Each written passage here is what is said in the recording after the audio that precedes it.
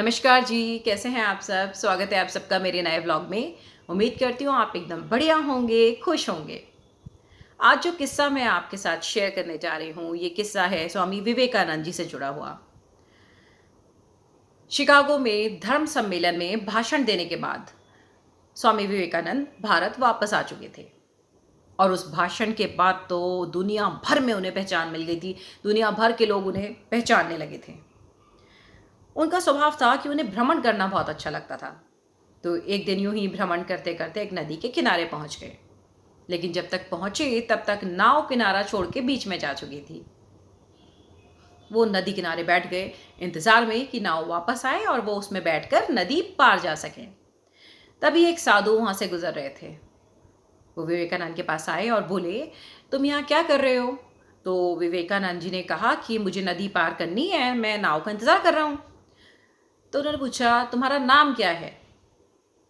उन्होंने बड़ी विनम्रता से कहा, जी मैं विवेकानंद हूँ।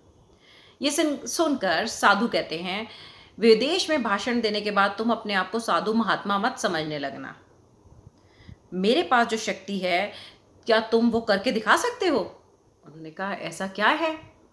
तो बड़ी घमंड भरे स्वर में ये बात कहने के बाद अपनी शक्ति का प्रदर्शन करने के लिए ना वो उस नदी पर चलना शुरू हो गए और देखते ही देखते नदी के बीच तक पहुंच गए। अब वापस आके विवेकानंद जी से कहते हैं, तुम ये करके दिखा सकते हो?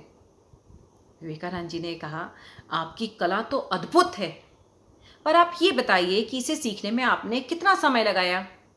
तो उन्होंने जवाब दिया, पूरे 20 बरस लगे हैं मुझे सीखने में। आसान नहीं है, मैंने अपने जीवन के 20 साल दिए हैं, तब मुझे ये कला आई है। तुम्हारे पास है ये कला?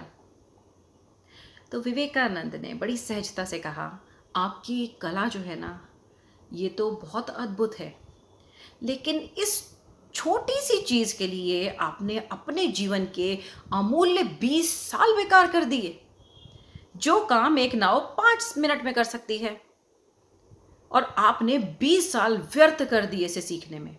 यही 20 साल अगर आपने किसी गरीब, किसी असहाय की मदद करने में बिताए होते या अपनी शक्ति का किसी निसहाय इंसान की सहायता करने में उपयोग किया होता ना, तो आज आपकी जो कला है ना, अनमोल होती। पर आपने इसको किसी के काम में लगाया, ये किसी का भी भला नहीं कर सकती। तो आपने तो वो 20 वर्ष व्यर्थ कर दिए। ये कहकर स्वामी विवेकानंद नाव में बैठकर 5 मिनट के अंदर नदी पार कर गए और वो साधु शर्म भरी नजरों से वहीं खड़े रहे, उन्हें देखते रहे, क्योंकि उन्हें एहसास हो चुका था कि उन्होंने अपने जीवन के 20 साल ना व्यर्थ गंवाए हैं ऐसी शक्ति को पाने में जो कभी किसी के काम आ ही नहीं सकती। और उस शक्ति का वो घमंड कर रहे थे जो किसी काम की नहीं है। उन्हें अपनी गलती का एहसास हो चुका था। स्वामी विवेकानंद ने उन्हें जीवन की बहुत बड़ी सीख दी। अगर कभी भी किसी के पास कोई शक्ति है, भगवान ने उन्हें ऐसा कुछ दिया है जो सबसे अलग है, तो उसका ना कभी घमंड मत करिए, क्योंकि घमंड करने से ना वो शक्ति कम होती जाएगी, उसकी उतनी उपयोगिता नहीं रहेगी। और अगर कोई शक्ति है तो उसका उपयोग दूसरों की सहायता करने में लगाइए, ताकि आपके पास वो शक्ति होना सार्थक हो सके, वो किसी के जीवन में काम आ सके। उम्मीद करती हूँ आज का किस्सा आपको पसंद आया होगा। अगर पसंद आया हो तो मेरे चैनल को सब्सक्राइब ज़रूर करिएगा, लाइक करिएगा, कमेंट करके बताइएगा कि आपको मेरी कहानियाँ कैसी लगती हैं। अगले व्लॉग में फिर आपके साथ मुलाकात होगी एक नई कहानी के साथ।